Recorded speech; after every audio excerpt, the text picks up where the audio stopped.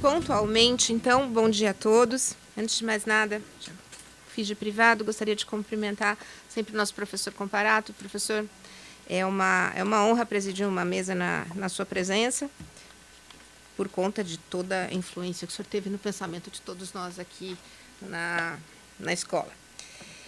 E agradecendo o convite do professor Ottaviani, meus parabéns pela organização do evento, extremamente cuidada, planejada. Parabéns, Ottaviani, é um orgulho fazer parte dessa escola, na qual a gente encontra professores jovens como você. Parabéns mesmo pela organização.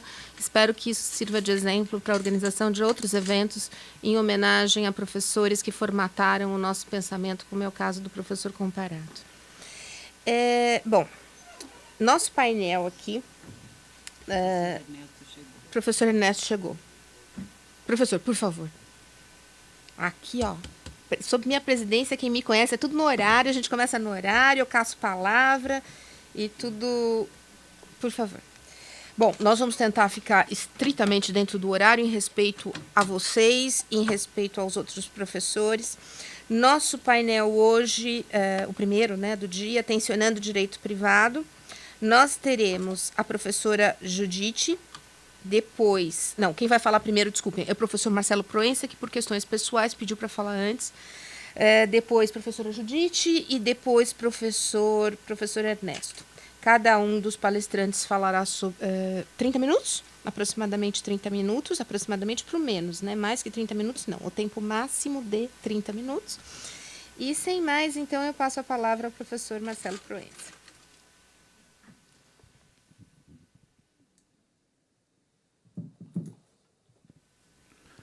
Bom dia para todos. É uma honra participar dessa mesa de homenagem do Largo de São Francisco ao professor Fábio Conder Comparato. Agradeço, assim, à comissão organizadora, em nome do professor Alessandro Ottaviani. Contudo, professor Comparato, a tarefa não é fácil. A tarefa, efetivamente, não é fácil. Não é fácil porque nós temos aqui à mesa eminentes professores. Temos na plateia eminentes professores e eminentes pessoas desse nosso país. Me honra muito dividir a mesa com vossas excelências, mas mais difícil ainda é manifestar alguma homenagem ao professor Comparato em razão da sua elevadíssima altura e em razão da sua esplêndida produção bibliográfica, da sua erudição e da sua invejável inteligência. Alguém, por acaso, já presenciou um trabalho sério acadêmico onde trabalhos do professor Comparato 1, 2 ou muitos, diversos trabalhos, o que sempre acontece, não tenham sido citados? Algum trabalho sério no nosso país que trate de direito societário sem alguma remissão ao professor Comparato? E quando se fala em função social de propriedade, quando se fala em poder de controle, há algum trabalho neste país onde o professor Comparato não seja dezenas de vezes citado? A resposta é certamente negativa. E, por isso, essa pequena missão que me foi dada não é fácil de ser bem desincumbida. Bem, nesse painel, temos o tema tensionando o direito privado. E é disso que eu vou tentar falar nesses 20 ou 30 minutos. Como todos sabemos, o direito comercial é tido como um direito costumeiro. Ele é tradicionalmente considerado dinâmico nos seus institutos e regras. Contudo, esse dinamismo é visto como derivado da capacidade de transformação e busca por originalidade do meio econômico. Em outras palavras, o dinamismo dos institutos jurídicos deriva daquele ou desse dinamismo do mundo econômico, ou ainda, tradicionalmente, a economia molda a realidade e transforma os institutos jurídicos comerciais. O que nós temos, então, é que os chavões dos homens de negócios, ou os chavões dos ditos empresários, ou seja, o palavreado do business, acaba sendo incorporado pelo meio jurídico e acabam reproduzidos como regras e como princípios jurídicos. É aqui que nós encontramos uma crítica muito importante que tensiona o direito privado. E por isso essa tônica. O painel 1 tem por tema tensionando o direito privado. E é justamente nesse sentido que nós temos uma escola crítica acerca da economia moldar os institutos jurídicos eminentemente comerciais. E essa teoria crítica dá como equivocado o tratamento do direito comercial apenas como instrumento de defesa dos interesses do empresário. Trata-se, isso, de uma visão já há décadas manifestada pelo professor Comparato, principalmente quando trata da reforma da empresa e quando trata da função social da propriedade dos bens de produção. A primeira, reforma da empresa, manifestada inicialmente na aula inaugural desta casa, de abertura dos cursos jurídicos, em, notem, 1983. Nessa ocasião, o professor Comparato, após referir a importância social da empresa, e o faz dessa forma: se eu quiser indicar uma instituição social que, pela sua influência, dinamismo e poder de transformação, sirva de elemento explicativo e definidor da civilização contemporânea, a escolha é indubitável.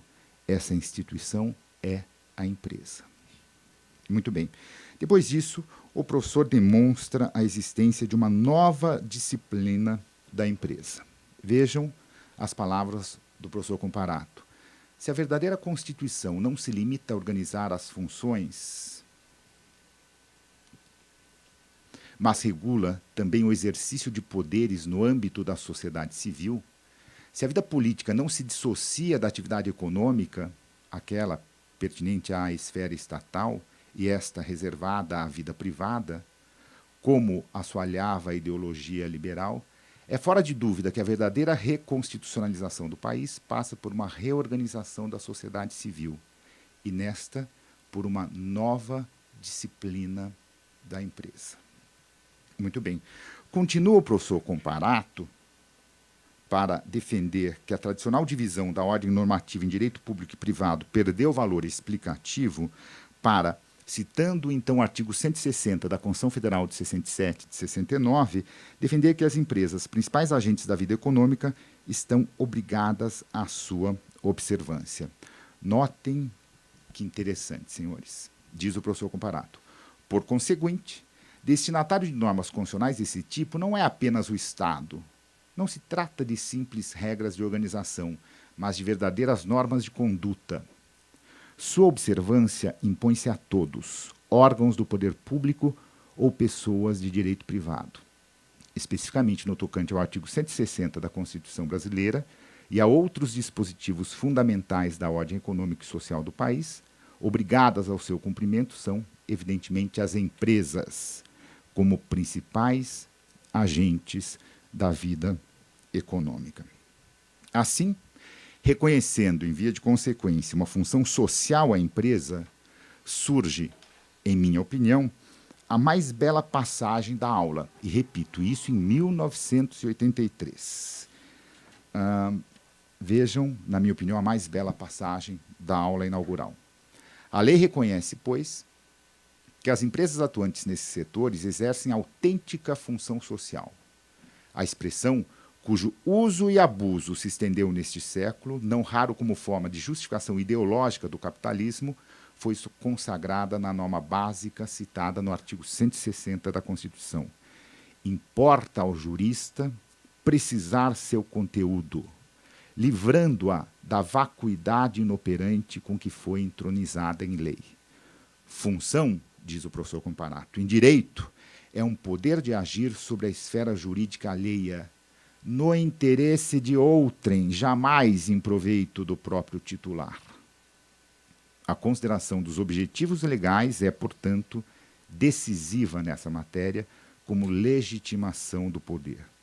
A ilicitude aí não advém apenas das irregularidades formais, mas também do desvio de finalidade, caracterizando autêntica disfunção.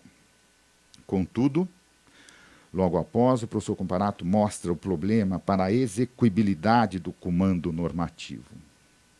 E diz o professor Comparato, a questão do desempenho funcional das empresas constitui, portanto, um dos magnos problemas de direito contemporâneo em razão do advento do Estado Social. No entanto, a carência de adequada elaboração teórica deixa o legislador praticamente desprovido de fórmulas e instrumentos para gerar soluções. Não deixa de acudir à mente, neste particular, o velho paradoxo de que nada há de mais prático que uma boa teoria. Sábia máxima a ser cotidianamente lembrada em nossas faculdades de direito. É nesse sentido que, a partir de então, passa o professor Comparato a verificar as formas de mitigação dessa desilusão ou dessa visão turva, podemos dizer assim, que até então se tinha no tocante à execuibilidade desse comando normativo. E daí, o professor Comparato, com a erudição e inteligência, que, repito, lhes é peculiar, ensina-nos o seguinte: a propriedade é uma relação excludente da colaboração de outrem, para a fruição ou disposição de coisas, sem objetivos prefixados. O controle, o poder de comando de uma organização de pessoas e bens para fins determinados, um poder-função, portanto. As pessoas, submetidas ao poder diretivo do controlador, colaboram na realização desses fins da empresa. Os bens empresariais não podem servir à satisfação dos interesses particulares do controlador, em detrimento da empresa, sob pena de desvio de poder cujos contornos configuram, no limite, um ilícito criminal. O exercício legítimo do poder de controle se mede em tais condições pela fidelidade aos fins ou interesses determinados pela ordem jurídica. E aqui entendo que devamos frisar: determinados pela ordem jurídica. Por que razão a legítima titularidade desse poder não se fundaria na melhor aptidão pessoal a conduzir a empresa em função desses objetivos? Seria essa aptidão sempre, por princípio, um apanágio do investidor capitalista? Eis a magna questão de política legislativa que domina toda essa matéria e já não pode, nesta altura da evolução jurídica, ser escamoteada ou rejeitada como indagação impertinente ao direito das empresas. Notem, senhores, o tom publicista atribuído com originalidade pelo professor Comparato aqui em nossa casa. Notem a importância da lei e não dos comandos econômicos ou dos interesses diretos dos homens de negócio. Dando um passo à frente, percebo também que não é diferente a posição do professor Comparato quando do tratamento da função social da propriedade. Afirma o professor Comparato que a noção de função,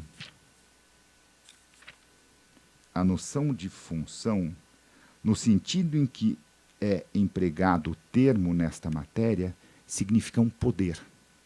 Mas, especificamente, o poder de dar ao objeto da propriedade destino determinado, de vinculá-lo a interesse coletivo e não a interesse próprio do dominus, o que não significa que não possa haver harmonização entre um e outro, mas, De qualquer modo, se se está diante de um interesse coletivo, essa função social da propriedade corresponde a um poder-dever do proprietário, sancionável pela ordem jurídica. Muito bem, senhores. E, em se tratando, e esse é o tema desse artigo específico, de bens de produção, diz o professor Comparato, que esse poder-dever do proprietário de dar à coisa uma destinação compatível com os interesses da coletividade transmuda-se quando tais bens são incorporados a uma exploração empresarial, em poder-dever do titular do controle de dirigir a empresa para a realização dos interesses coletivos.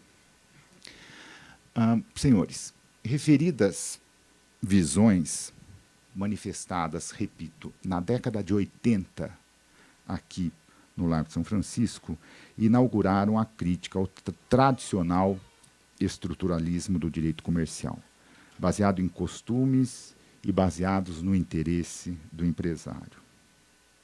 Ao contrário, como já bem sinalizado no título deste painel, tensionando o direito privado,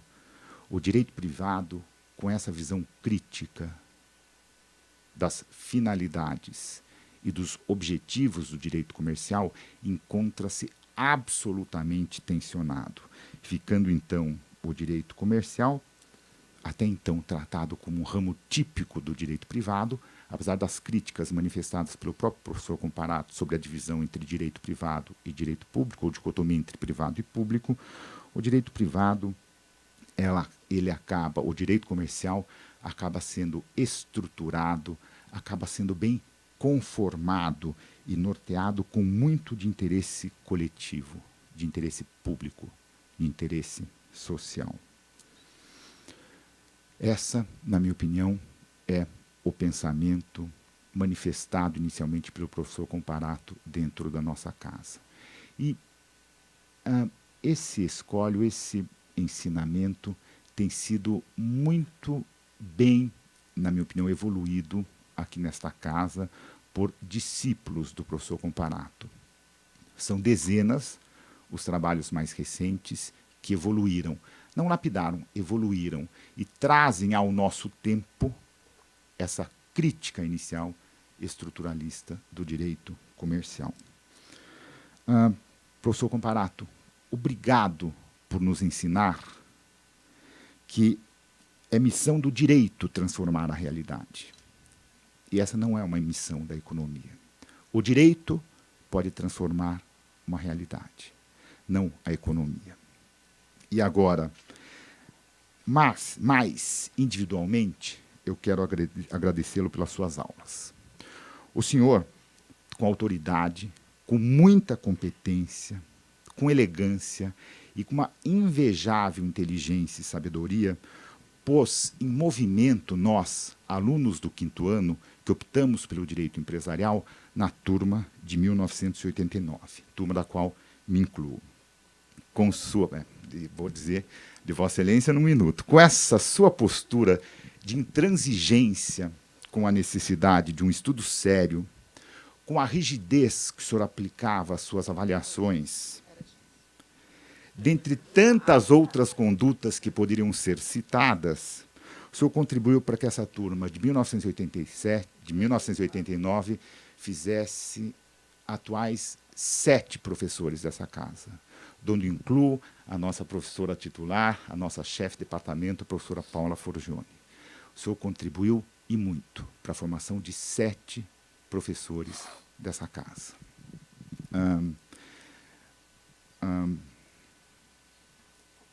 Especificamente, para mim, suas aulas de mercado de capitais, no 5º ano, turma de 1989, elas funcionaram como uma porta de entrada para o encantamento com o direito comercial.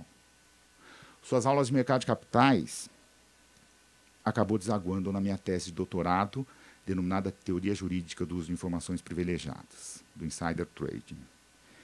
E foram as suas aulas, professor Comparado, que geraram esse encantamento quanto ao direito comercial, essa necessidade de um estudo sério e responsável do direito, que puderam fazer que um neto de analfabetos, filho de pessoas muito humildes do interior de São Paulo, fossem mestre, doutor e agora, com muita honra, professor da Faculdade de Direito. Muito obrigado, professor Comparato. O senhor foi muito responsável por tudo isso e, mais uma vez, agradeço pelo senhor nos fazer entender, ou abrir nossos olhos para entender que o direito pode transformar uma realidade. Obrigado, professor Comparato, e obrigado a todos pela paciência.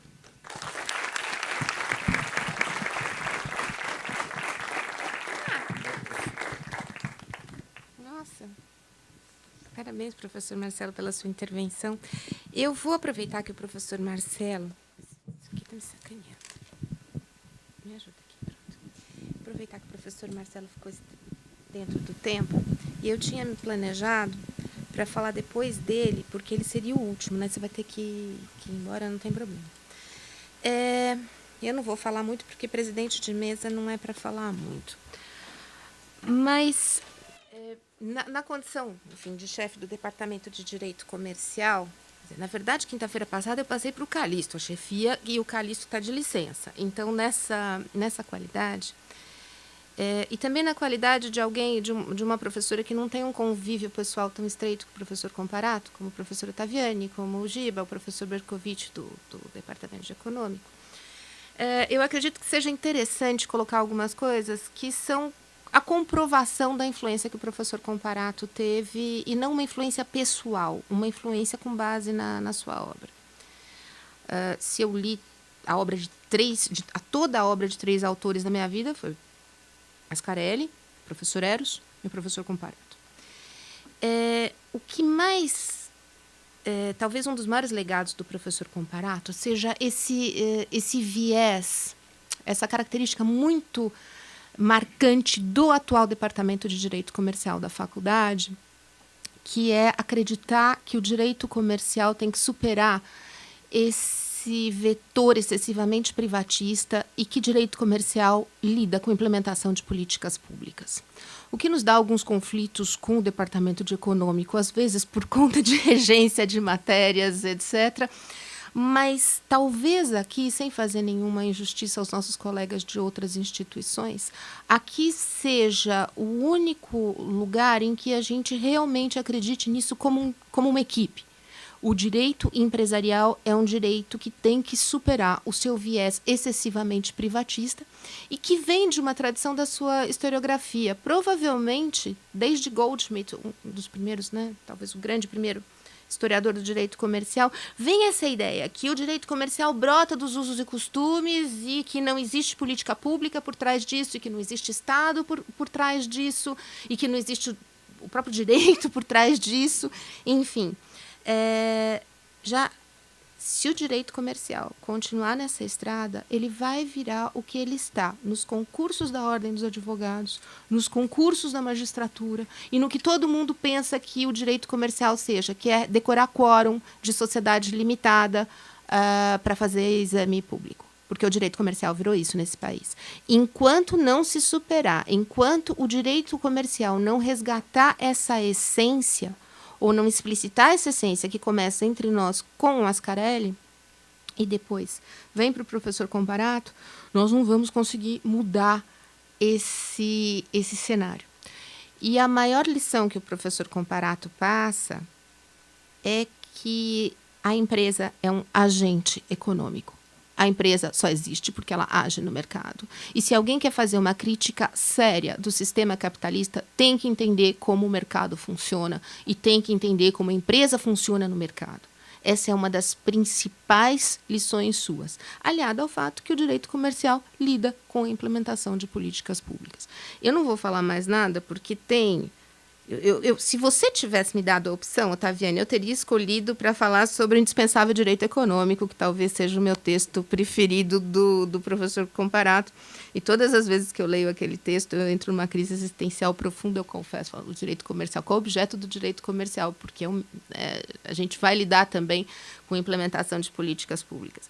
E o professor Comparato foi o primeiro a chamar essa discussão da empresa dos anos 50 de irritante, que é uma coisa irritante. Enquanto a gente não superar esta irritante discussão, nós não vamos conseguir colocar o direito comercial no lugar que ele merece. E nós continuaremos a ser identificados com essa tradição excessivamente privatista, que encontra novo fôlego com a Escola de Chicago e que encontra novo fôlego com a ideia de uma economia normativa, tirando o papel que é reservado ao direito na organização das relações sociais. Então, eu tinha pensado em falar isso depois de você, Zé Marcelo, porque eu sabia o texto que você ia abordar. Então, quis fazer esse link aqui e deixar esse reconhecimento público, que se a gente tem uma escola de direito comercial aqui que é diferente, é por conta dessa visão totalmente original entre nós do direito comercial hoje em dia. E com isso, então, vou passar a palavra à professora Judite, agora num tema mais ligado ao direito privado, mais tradicional, mais dogmático, que a professora Judite, uma das grandes privatistas que nós temos nesse país, vai nos brindar. Obrigada, Judite, pela sua presença. Agradeço aqui em nome da organização e lhe passo a palavra. Muito obrigada à organização, na pessoa do Alessandro Otaviani, caro professor Comparato, professora Vitória, meus companheiros de mesa. Poucas vezes a ideia de multiplicidade na unidade tão cara aos filósofos. Muito obrigada, eu estava sentindo que o som não ressoava.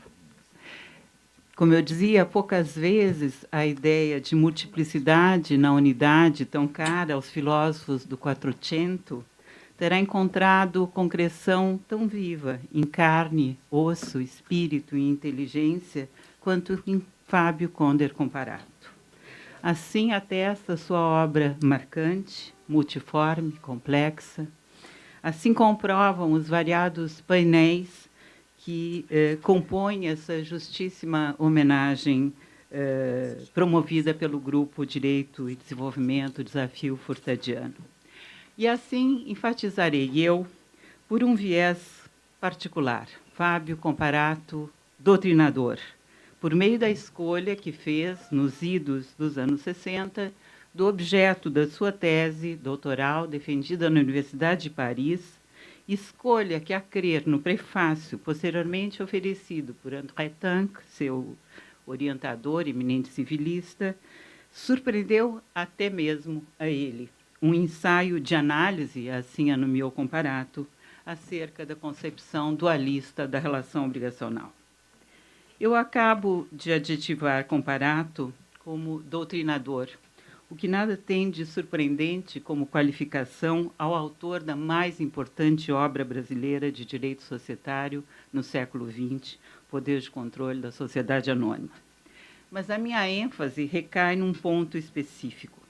Eu tenho como doutrina jurídica aquela instância orientadora, locus de análise, explicação, reflexão, orientação acerca do fenômeno jurídico. Isto é, uma atividade distinta e distante, muito distinta e muito distante, daquela outra, tão volumosa quanto intelectualmente irrelevante, que imersa num panorama viscoso, e a expressão não é minha, de um autor espanhol, hoje traveste como doutrina qualquer opinião publicada.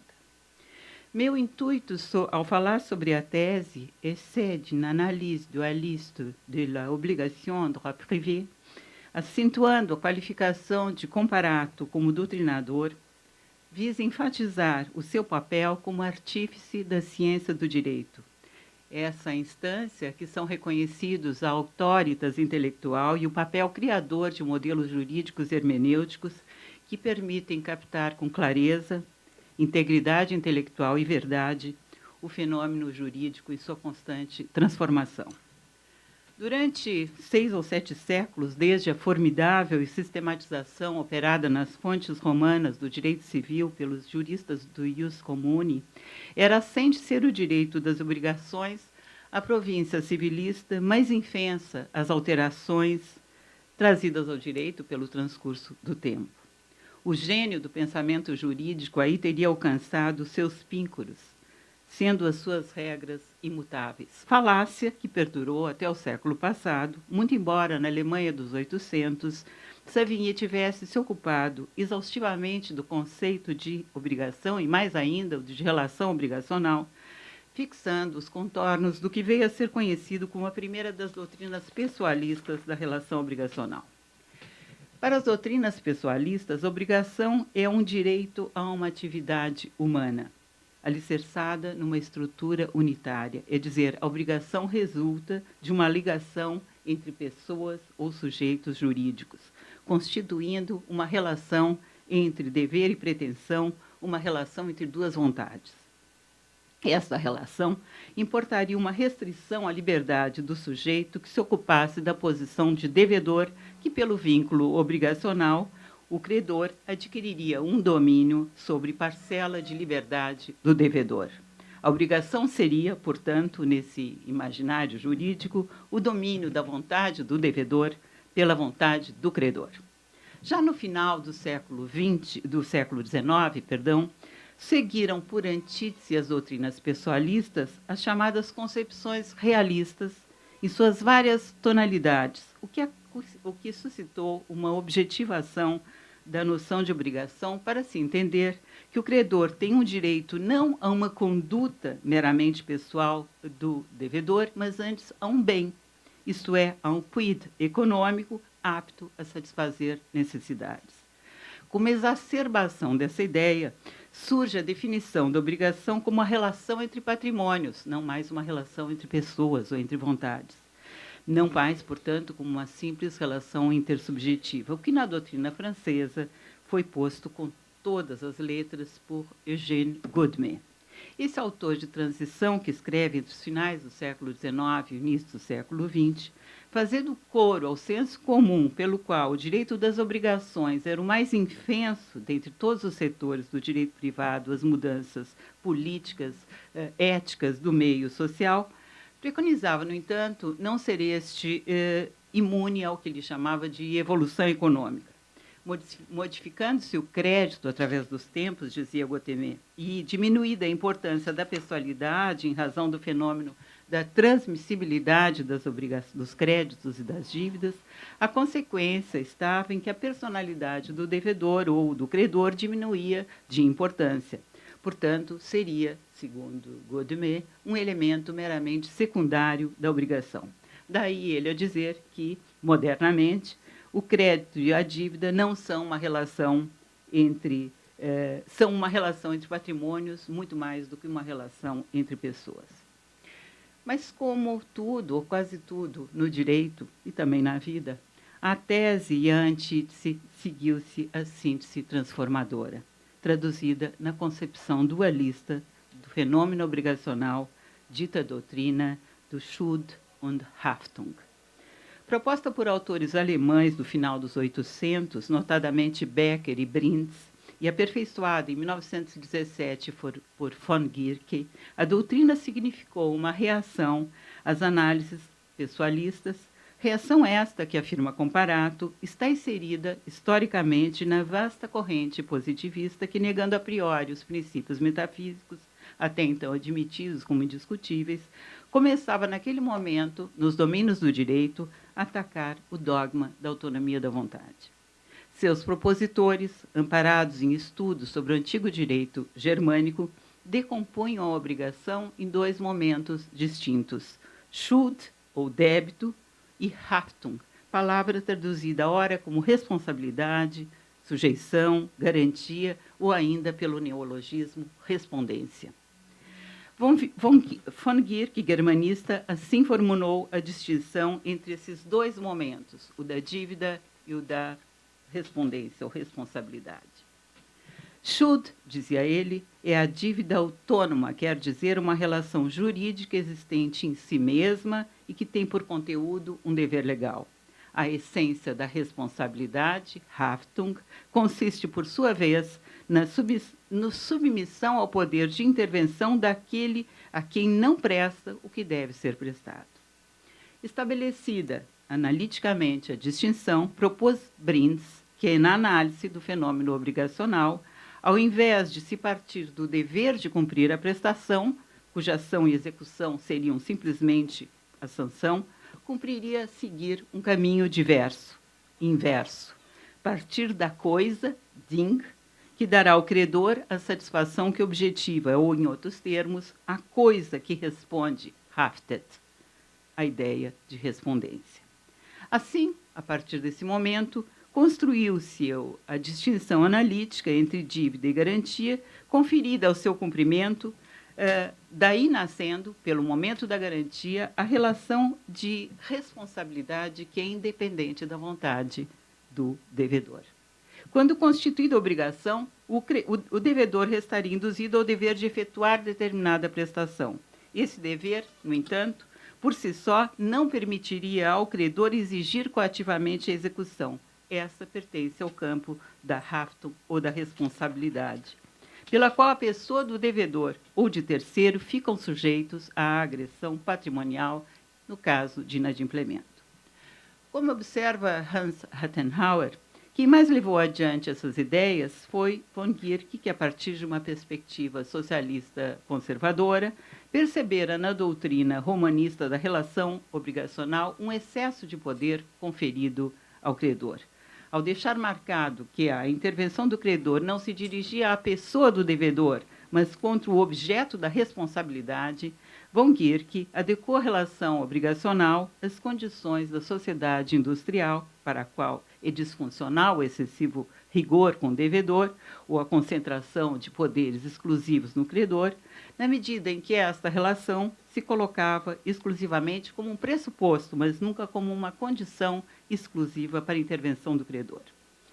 Dessas ideias, aqui muito brevemente sumarizadas, restou, afinal, assentado o discernimento na relação obrigacional entre dois momentos: o marcado pelo dever de prestar, imposto ao devedor, e o assinalado pelo correlativo direito à prestação atribuído ao credor, isso é, o seu chamado poder de agressão sobre o patrimônio do devedor no caso de inadimplemento.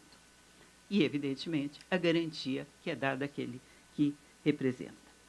Entre nós, essa concepção se espelhou legislativamente na definição da obrigação tributária, artigo 113 do Código Tributário. No entanto, no campo do direito privado, dos doutrinadores de direito privado, salvo algumas exceções muito pontuais, sequer a doutrina menciona o tema, com a notável exceção de Fábio Comparato. E aqui eu volto ao doutrinador Fábio Comparato. Ao decidir investigar o tema da análise dualista, Comparato não se limitou a um trabalho de divulgação da tesis germânica. Sabedor que o trabalho do jurista é fundamentalmente um lavor de construção, buscou na teoria dualista as pedras ou ferramentas para erigir um original edifício. Sua obra parte de uma análise estrutural, os elementos da obrigação, uma análise absolutamente precisa do dever, e também da análise funcional, isto é, a função de vinculação jurídica, l'engagement, predisposta à satisfação de um interesse legítimo do credor, para alcançar, então, a percepção das disjunções ou dissociações entre crédito e poder de constrição, entre dever e vinculação. E foi justamente essa percepção tributária do mais exacerbado rigor analítico, da corajosa imersão na vida do fenômeno jurídico, condição inafastável para afastar as sombras que perturbam enxergar com clareza a realidade, que permitiu a Comparato concluir pela utilidade da tese dualista para resolver, por exemplo, problemas causados por danos que atingem a sociedade por inteiro, por exemplo, o dano ecológico, suscitando, por via de consequência, o que chamou de um dever social de reparação, a ser garantido por mecanismos de direito público, tal como a Seguridade Social ou mesmo um serviço público financiado pelo imposto. Diante do que chamou de princípio do prejuízo social, afirmou Comparato a dissociação numa relação obrigacional entre dívida e responsabilidade, que permite perceber que o credor possa se encontrar, por vezes, diante de um devedor não responsável e de um responsável sem dívida. De fato, no que diz respeito à imputação de responsabilidade, a pergunta não é necessariamente quem realizou o ato no mundo dos fatos, mas quem responde por esse ato frente aos outros, no mundo jurídico.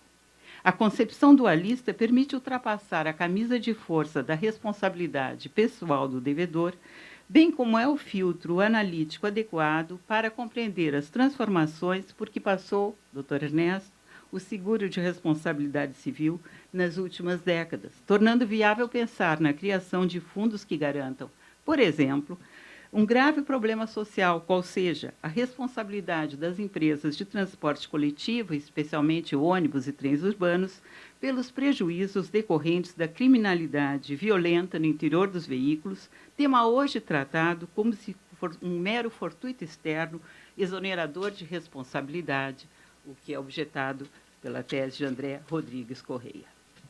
Esses poucos exemplos dão conta, penso eu, da coragem e da atualidade, passados 50 anos, da tese de doutorado de Fábio Conder Comparato. Naquela tese, ele fez doutrina, isto é, fez obra de ciência do direito. Comecei esse discurso referindo que Fábio Comparato é um doutrinador, e assim o é não porque escreveu, mas pelo que escreveu, porque tem autoridade ética e intelectual e por isso escreve. A autoritas, ou responsabilidade intelectual reconhecida da doutrina, não deriva do fato de o autor da opinião exposta ter sido publicado, mas é conquistada pela força do argumento, pela independência do juízo e, consequentemente, pela confiabilidade moral e intelectual de quem explana. No caso de nosso homenageado, essa autoridade provém, igualmente, do seu amor ao direito, do seu amor à justiça, do seu amor aos homens, como disse André Tank, no Orientador Parisiense, e digo eu, da sua extraordinária capacidade na análise dos fenômenos jurídicos, não se deixar prender pelo ato, pois sabe, como filósofo de Platão, ver o conjunto. Sabe que viver no mundo é conviver no intermundo, como disse Merleau-Ponty. Muito obrigada pela paciência, pela atenção.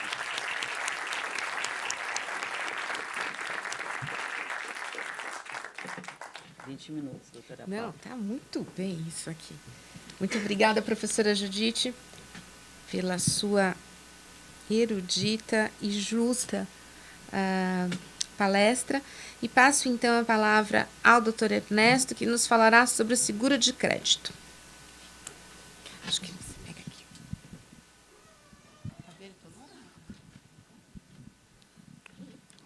Até agora, professora Paula. Professora Paula Forgiani, muito obrigado. Professor Fábio Conder Comparato, é uma honra estar aqui e um desafio muito grande para mim. Eu não sou professor, eu sou um prático que se dedica, enfim, de corpo e alma a uma área do direito e que aprendeu a começar a conhecê-la através do senhor.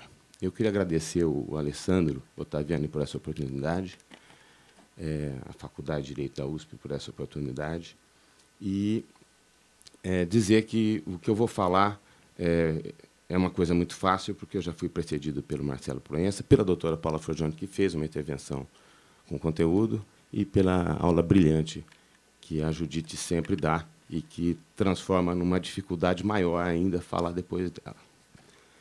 Eu o conheci, professor Comparato, quando estudava Direito. Eu não sou aluno da São Francisco, eu sou aluno da PUC de São Paulo, E nós tínhamos um grupo que militava politicamente e, ao mesmo tempo, tinha que ser bom em uma determinada matéria. A minha ficou sendo direito comercial durante 2 anos. Depois eu me casei na faculdade e abandonei também essa missão. E a leitura do seu poder de controle foi uma das chaves secretas para ter nota 10, e ela saía fora ali dos autores básicos, e ela acrescentava conteúdo, reflexão, e transformava a gente em um aluno que parecia ser inteligente, que merecia nota boa. Isso mantinha a gente na liderança do movimento estudantil, porque era bom aluno, né? Deixava passar de ano, os pais não reclamavam da nossa militância, e assim foram. Eu acho que o senhor tem muitos devedores na PUC daquele ano, né? O atual ministro da Justiça era meu colega de classe, é outro que deve muito ao senhor aí, porque ajudou muito o discurso naquela ocasião. Bom, eu tive a honra também de ter no escritório o Alessandro Ottaviani. E eu me recordo que, quando ele chegou, ele era um quintoanista, eu pedi a ele que lesse um livro que era considerado livro básico, né? De um professor que, por sorte, não foi meu professor, que senão eu teria me formado mais tarde. Provavelmente eu teria perdido o ano se fosse seu aluno. E o seguro de crédito eu considero uma obra sem a qual a crítica jurídica no campo securitário não teria sido começada, provavelmente, até hoje. Por que eu digo isto? Eu tive a minha formação em seguro, ela foi muito empírica, né? Eu me formo, tenho a sorte de um elevador de virar gerente jurídico de uma companhia seguradora. Era o gerente que não tinha funcionário, né? Maria Helena, depois ela foi. E você já tinha funcionário, eu não tinha. E essa proximidade com o seguro e o fato de estar lidando com a teoria da empresa e de ter lidado com a ideia de interesse ajudou muito. E o seu livro, O Seguro de Crédito, certamente foi o primeiro livro a ser lido. O segundo foi do Rubem Stiglitz, Zelo Sinistro, me recordo até hoje. E ainda tem restos do seu livro aqui, né? Como você pode ver, e aqui é o conteúdo, né? A capa já era. E ele está todo anotado, tem letra da época aqui, enfim, é um livro que está rabiscado com lápis e com caneta. E o que trouxe de interessante para a nossa formação, e que nos distinguiu, e que até me fez aproximar de um outro amigo seu, que eu tenho certeza que o admirava muito, porque era enfático quando falava sobre o senhor, que é o José Solero Filho. A teoria do interesse, né? E onde está a teoria do interesse na doutrina brasileira, que trata do contrato de seguro? Ela está no seu livro. Em outros, ela é um elemento didático, ela está, enfim, apresentada de uma forma aberta, né? E ela se confunde com outros elementos, o risco, o prêmio, né? A obrigação de indenizar e não a de garantia, né? Que o senhor também trouxe no seu livro Seguro de Crédito. E, a partir da leitura do seu livro, a cabeça muda, né? A gente começa a ler o seu livro, o senhor já vai apresentando a ideia de crédito, que é o seu objeto ali específico de exame, o seguro de crédito, mas o senhor vai já dizendo, olha, desmaterializa isso. A sua primeira advertência no livro é desmaterializem, né, essa noção de patrimônio que vocês têm e de objetos de obrigação, né? Isso não é assim. Isso já foi quando as coisas eram tão importantes, né, que elas eram encaradas em si mesmas. Hoje elas são encaradas em razão dos reflexos que ela tem para as pessoas e para a sociedade, que era a segunda chamada de atenção, o segundo puxão de orelha que o senhor dava no seu leitor. E o senhor começa o livro falando de dogmática, né, no momento em que vai falar sobre o objeto do seguro. Eu me organizo e trago o livro e acabo esquecendo que já está aqui. O trecho que muda a vida da gente, que vai trabalhar dentro de uma seguradora, é o seguinte. O seguro de crédito, como todo negócio jurídico, define-se pelo seu objeto e pela sua causa. O objeto de um contrato de seguro é sempre o interesse submetido a um risco. Causa do seguro é a assunção deste risco pela companhia seguradora. Eu poderia dizer para o senhor que a gente acaba utilizando muito pouca coisa que a gente aprende na vida, né? E nesta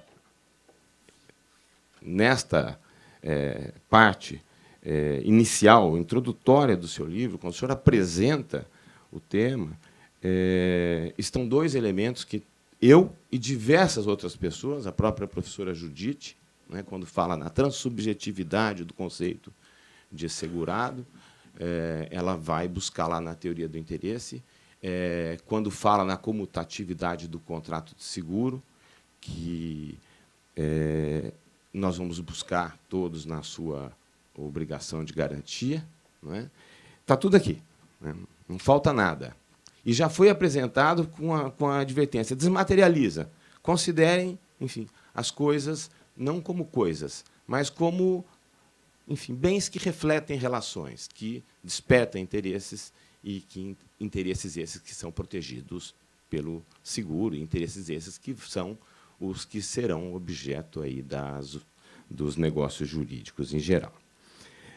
Eu, com toda sinceridade, professor, o tema do seguro de crédito que o senhor pegou também mostra que o senhor era um abnegado, porque era um tema que não tinha ninguém que tivesse tratado ainda.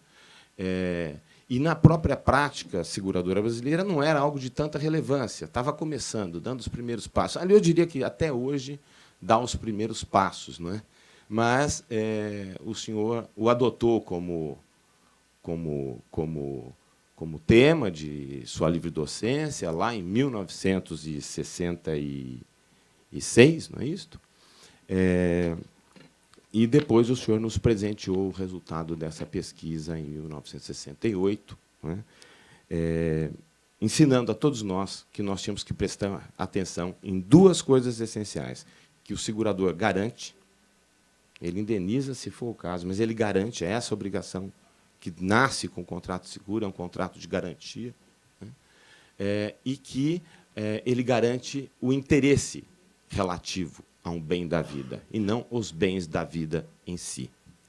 Eu poderia dizer, professor Comparato, que se o interesse era conhecido fora deste país, né, nós temos o Victor Ehrenberg, que escreve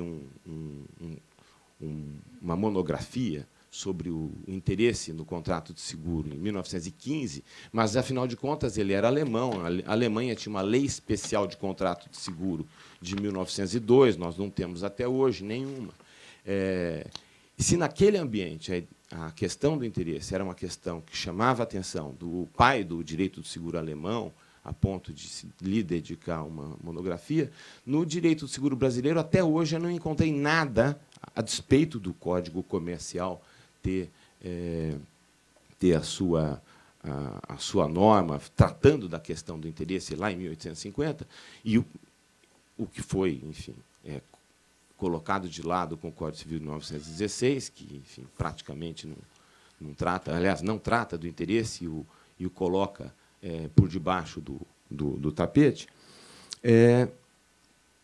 O senhor trouxe para nós, o senhor resgatou para nós, mostrou que, no nosso contrato de seguro, né, o interesse era o objeto, né, e que a garantia desse interesse era a causa.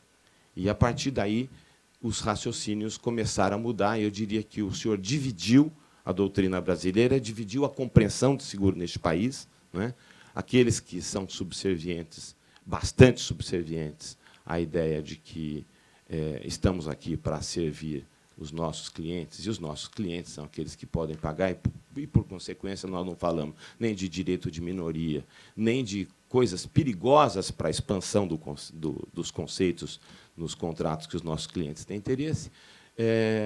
E, de outro lado, aqueles que aprenderam, fundamentalmente com o senhor, tem aqui a Maria Helena Gurgel Prado, tem aqui o Ayrton Pimentel, né? O Ayrton Pimentel, que, enfim, responsável. Eu não tenho produção bibliográfica também, eu só tenho aquela necessária. Precisava alguém falar sobre regulação de sinistro, nunca ninguém escreveu, eu falei, deixa eu escrever um livro, e foi. Depois, puxa vida, vai ter um congresso sobre o novo Código Civil brasileiro, e não tem nada comentando sequer os artigos. Nós fizemos um comentário de 8 dias, não foi, Ayrton? Junto com o Flávio Queiroz, que, lamentavelmente, nos deixou muito cedo. E, enfim, a produção é essa, a dedicação à vida acadêmica também, enfim. O senhor não vai se recordar, mas ela começa com o senhor me adotando aqui na Universidade de São Paulo como orientando, mas o senhor não tinha disponibilidade para a orientação. Eu acabei sendo dedicado a um outro orientador que não pensava do mesmo jeito que o senhor, e eu não tive interesse em continuar. Depois, de novo, eu fui adotado pela USP de novo e acabei fazendo aqui um doutorado direto, graças à complacência, à generosidade, à abnegação, até de critérios, né, da banca examinadora, da qual fez parte a professora Judite Martins Costa. Mas o fato, professor, é que o senhor, já naquela ocasião, o senhor armava a gente para poder discutir a tentativa de se preservar conteúdo para os contratos de seguro. Tentativa essa que se mostrou muito relevante e que hoje exerce um papel fundamental para preservar os conteúdos dos contratos de seguro, especialmente a partir do momento em que o Instituto de Resseguros do Brasil perdeu o monopólio das operações de resseguro. Por que isso? Porque práticas...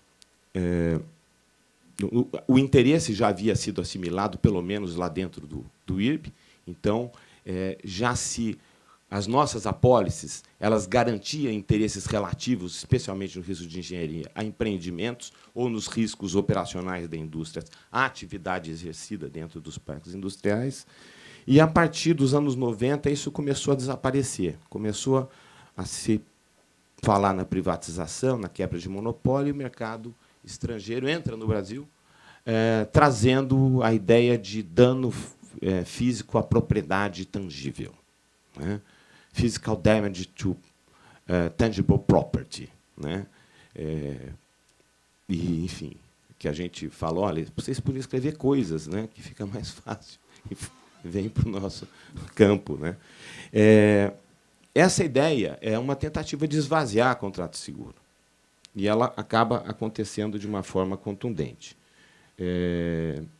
Isso daqui são duas caldeiras. Um exemplo, para ficar mais fácil e mais concreto isso que eu estou falando, são duas caldeiras gigantes. Cada uma delas é mais ou menos do tamanho da São Francisco inteira, contando o lado de lá da Riachuelo, o lado de cá e a biblioteca. E talvez o Itamaraty também, que faz parte. Cada uma delas. E aqui vocês estão vendo que uma é vermelha, a outra é azul. Mas elas não eram cinzas todas. Tá? E elas foram montadas, e elas tinham um seguro de garantia, um seguro de risco de engenharia, garantindo o risco de montagem. Tá? E elas foram montadas. Só o que aconteceu? Fizeram uma bobagem lá e trocaram uma das peças vermelhas por uma peça azul. E isso levava a um espelhamento. Mas é um espelhamento, como todo espelhamento, a gente vê a imagem invertida. Então, o que acontece? Essas coisinhas que vocês veem saindo aqui, esses pontiagudos, eles acabaram ficando, em uma certa parte, virados para cá. Então, era impossível você, se tivesse algum problema, voltar a examinar o que estava acontecendo, que você não tinha como ter acesso, porque entre uma e outra não tinha espaço para o acesso. Então, ficava fechado o acesso. E outra coisa, quando você junta uma peça dessa com uma peça dessa, né, eu não vou fazer aqui em detalhe, porque toda vez que eu faço, eu quebro um pedaço. Já está faltando bastante pedacinho.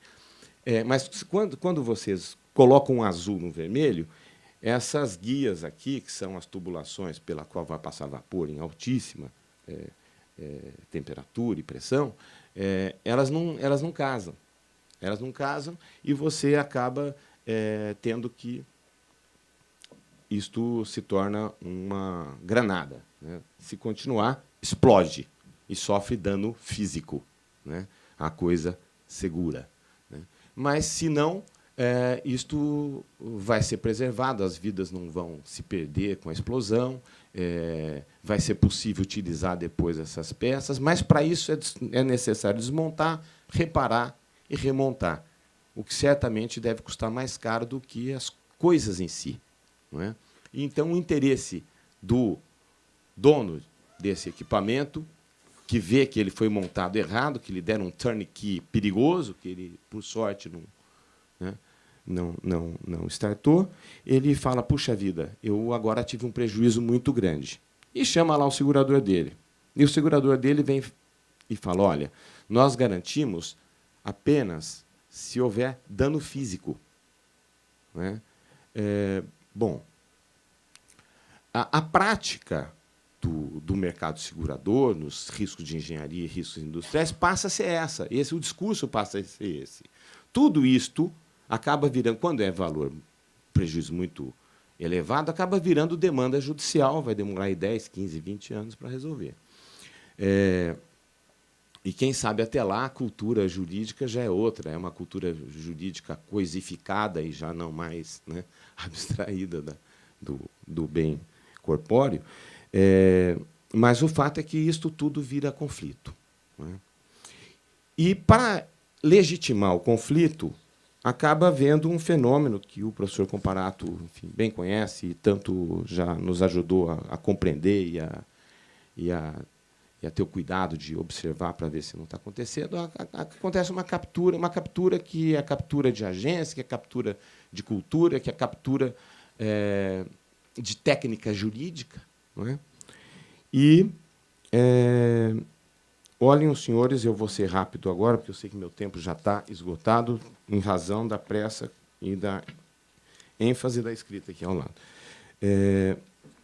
O Instituto de Resseguros do Brasil, ainda monopolista, quando estava para perder o monopólio, né, chamava-se JAIB, Brasil Resseguros S.A., mas ainda era monopolista, ele edita uma norma, como monopolista, dizendo, a partir de agora, todos os seguros de risco de engenharia serão assim.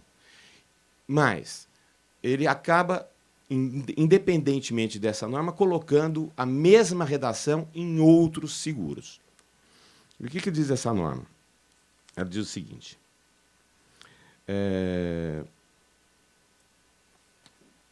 Objeto do seguro. O presente seguro tem por finalidade garantir, aí usa a linguagem da lei, interesse ilegítimo do segurado, até o limite máximo da garantia, etc., contra danos físicos à propriedade tangível, coisas asseguradas que o segurado venha a sofrer. E depois vai dizer quais são os prejuízos indenizáveis, são a reparação do dano físico. Bom, então, isto que era uma negativa que já vinha se implantando em regulações sinistras comandadas por reguladores que vinham de fora para o Brasil e que substituíam os quadros do IRB, que estava sendo desmantelado, acaba se transformando em norma do IRB antes dele passar a ser um ressegurador privado. Imediatamente antes. Tá? 3 meses antes de virar um concorrente dos demais resseguradores, ele fala, a partir de hoje, é tudo assim, do jeito que o mercado estrangeiro veio praticando no Brasil nos últimos anos, sob muita crítica. Isto daqui migra, depois se dão conta de que, olha, ficamos sem um instrumento, precisamos de um IRB de novo. Então, criaram a seguradora brasileira de garantias. Né?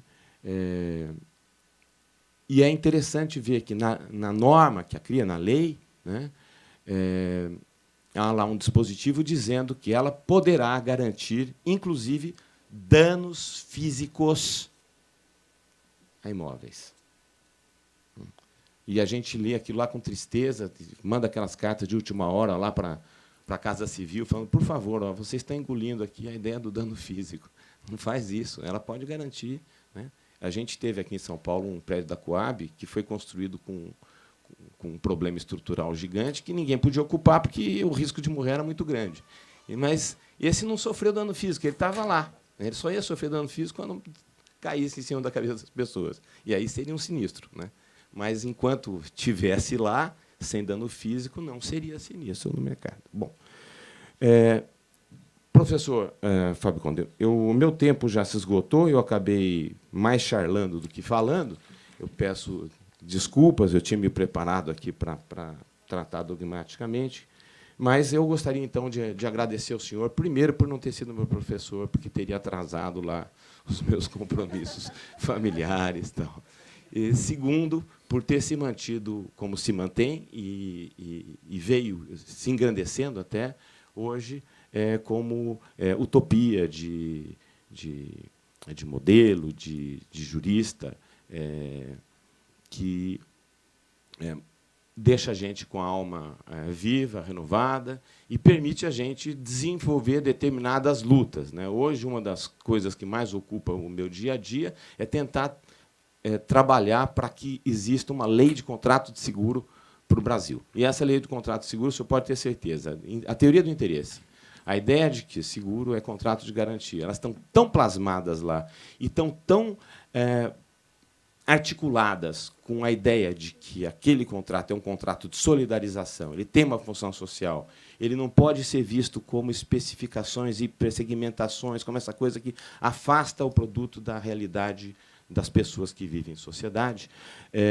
Exatamente por isso é uma luta difícil e que enfrenta inimigos que querem continuar vendendo cobertura a danos físicos à propriedade tangível e não garantia para os interesses dos seus segurados. Muito obrigado, professor.